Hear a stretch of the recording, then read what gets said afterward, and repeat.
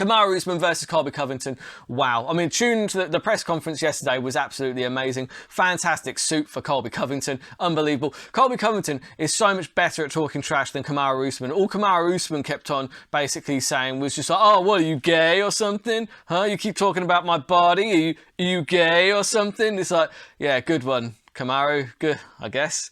But yeah, Colby wins the trash talking 10 times out of 10 because people say it's cringeworthy and about that, but it's actually quite clever. And we know that it's kind of an act. He's like turning up, but whatever.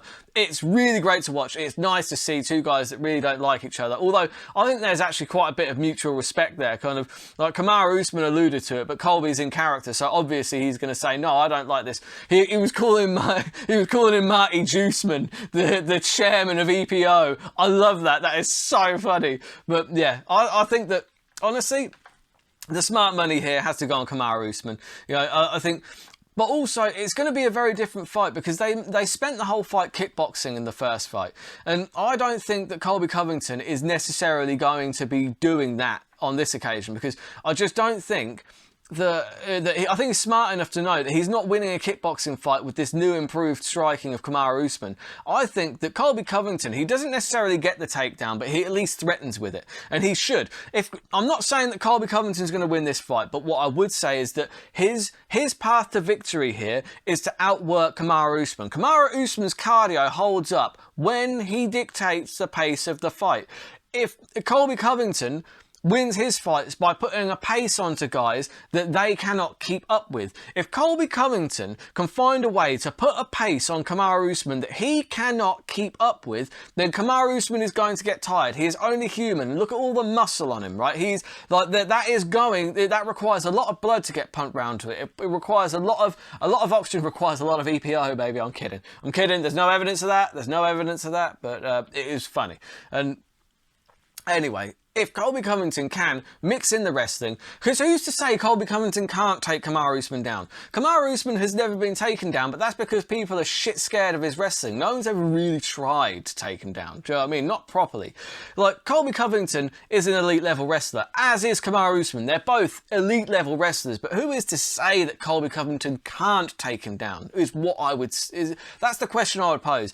Colby Covington's at least got to try. He can try and take him down, and if he succeeds, wow, what then? Do you know what I mean? If he succeeds and takes him down and just, works him on the floor, that's going to tire Kamaru Usman out. The key to this fight for Colby Covington is to set a pace Kamaru cannot match. Because I think that out of the two of them, pace-wise, Colby Covington can probably set a higher pace than Kamaru Usman, right? I'm not saying Kamaru Usman's cardio is in question, but he usually dictates the pace of a fight and his cardio holds up that way. But Colby Covington can push a frenetic pace when he mixes in the takedowns. He has to do that. He has to mix in the takedowns.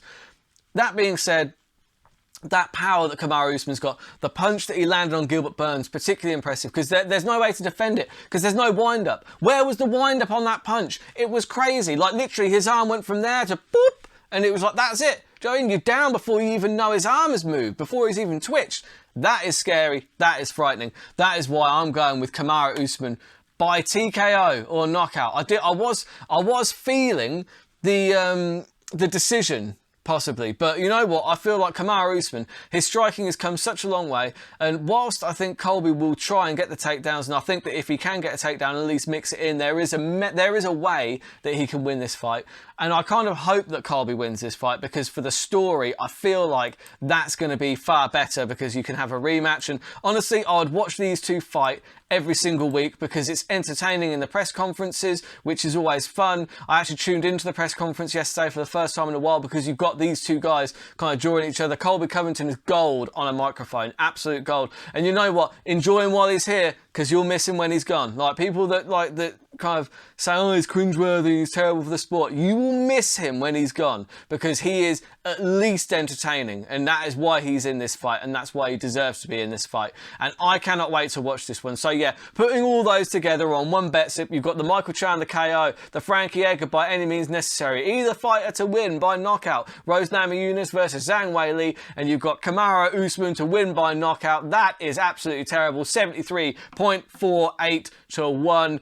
Banging that on the bet slip. It's just a little bet just to add a little bit of spice to the fights. I'm going to enjoy the hell out of these fights. So I will be wrapping these picks up on Tuesday or Wednesday of next week. I haven't quite decided yet. I like to keep you on your toes, but yeah, we'll see if any of them came off. We'll see which ones I was happy with. We'll see what the hell happened in this event, and that will be on Tuesday or Wednesday. So until next time, keep those odds long and those bets terrible.